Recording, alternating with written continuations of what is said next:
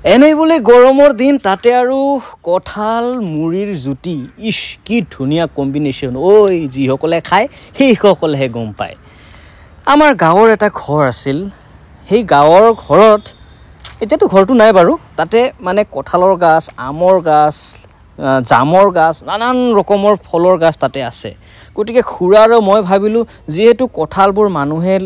চুৰ কৰি কৰি খাই আছে গতিকে মানুহকনো কিমান দিম আমিতো খেতি কৰিছোঁ গতিকে আমি খাব লাগিব হয়নে গতিকে সেইকাৰণে খুৰা আৰু মই থিৰাং কৰিলোঁ যে আমি কঁঠাল পাৰিবলৈ যাম একেবাৰে বস্তা বাতি লৈ পেলাই আমি কঁঠাল পাৰিব গ'লোঁ খুৰা এনেকৈ হেঙাৰিৰে পুৰা একদম কঁঠাল পাৰি আছে আৰু এইখন দেখিছেনো মোৰ গাড়ীখন ইয়াতে লৈ আছোঁ মানে যিমান আহে চব গাড়ীত ডিকিত ভৰাম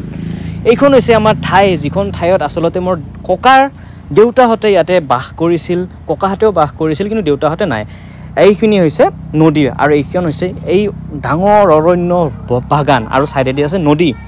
ইয়াতে কি ধুনীয়া মানে ঠাণ্ডা পৰিৱেশ আপোনালোকে আহিলে সঁচাকৈ একদম মনটো বিৰাট শান্তি পাব একদম ঠাণ্ডা পৰিৱেশ এনেকুৱাকৈ প্ৰায় আমি 80% কঁঠাল আমি পাৰিলোঁ কিন্তু কঁঠালবোৰ কি হ'ব এই পাৰাৰ লগে লগে এনেকৈ ফাটি যায় থাকে বৰ বেয়া লাগে কিন্তু কি হ'ব পকিলেতো খাব পাৰিম এনেকুৱাকৈ প্ৰায় আমি 25-26টামান আমি কঁঠাল পাৰিলোঁ কঁঠাল পাৰি আমি ককা আৰু মই ককা নহয় মানে আমাৰ আজমচিত ককা বুলি ক'লে খুৰাক বুলি কয় এই খুৰাই আৰু ময়ে গোটেইখিনি ভৰালোঁ বস্তাত ভৰাই প্ৰায় 3 বস্তামান হ'ল মোৰ ভণ্টিও ইয়াতে আছে সৰু ভণ্টি ককাৰ সৰু ছোৱালী এনেকুৱাকৈ খুৰা আৰু মই